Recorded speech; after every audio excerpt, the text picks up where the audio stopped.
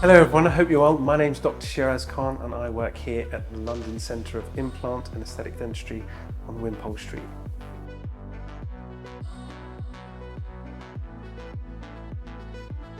Loupes. Why did I consider starting with loupes?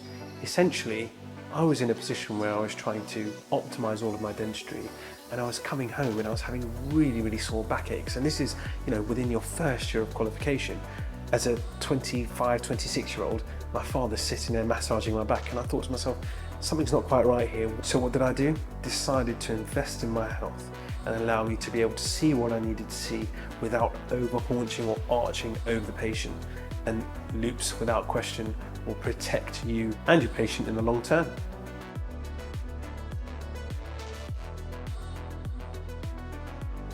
So what would I say to someone who's considering loupes or thinking about investing in loupes? Well, invariably, it's an investment that you're going to make for your lifetime. And if you're investing in high quality, good service, well reputation in terms of brand, you're always going to put yourself in good stead.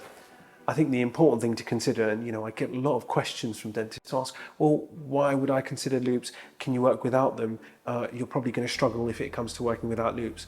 Absolutely, but invariably I want to provide high quality dentistry. A part of that is being able to visualize what we're treating, diagnose what we can see in patients, and what better way to do that with magnification.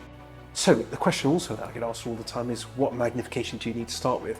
I think it's important to consider that starting with loupes definitely has like a sort of process of you getting used to them. So acclimatization certainly happens. But if you're starting out with using loupes, I'd consider starting with probably a lower magnification to start with. I'd say somewhere around a 3, maybe 3.5. Because what that does is has a significant field of view that allows you to see everything in obviously a lot more detail than with the naked eye, but doesn't close the field of view so you don't miss things. So I'd say starting on early magnification is a great starting point, but going forwards, when you start doing more specific treatments, you may wish to go up in magnification.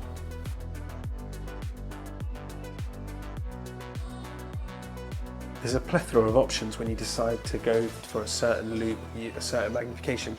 What I decided to go for were the Dragonflies with the iZoom Max. What are they? Well, essentially, they are loupes that have no cords. The batteries are attached to the loupes, which is fantastic, and they've got a counterbalancing action, which works really well. But also, I needed the flexibility of being able to see very high detail and high magnification, and then seeing less detail when I'm doing exams, for example. And lots of people say to me, they're like, oh, do you lose the quality of the image when you magnify? This isn't a digital magnification. This is literally optical, and the quality at 3.5 or 6.5 is exactly the same. I mean, I couldn't live without them. They really have changed my practice and allow me to focus on the things that are more important with regards to quality and standards, rather than squinting or trying to get the right visualization. They really are my left-hand man or woman at work.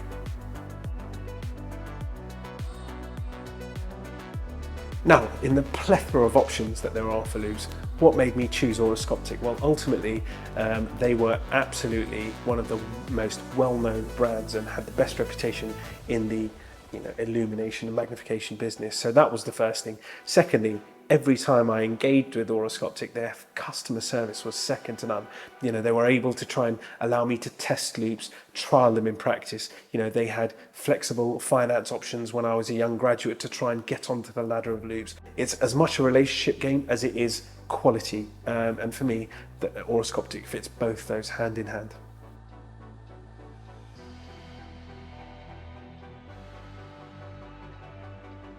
So I think it's really important to make some considerations when you're deciding on the loupes that you need to choose. One, of course, is magnification. You need to choose the right magnification for the right type of dentistry. For example, if you're doing more specialist related work with more root canal, for example, you may want a higher magnification. If you're doing more generalist work, you may want a lower magnification. I think the other thing to consider is this a brand that is reputable? Have they got good customer support?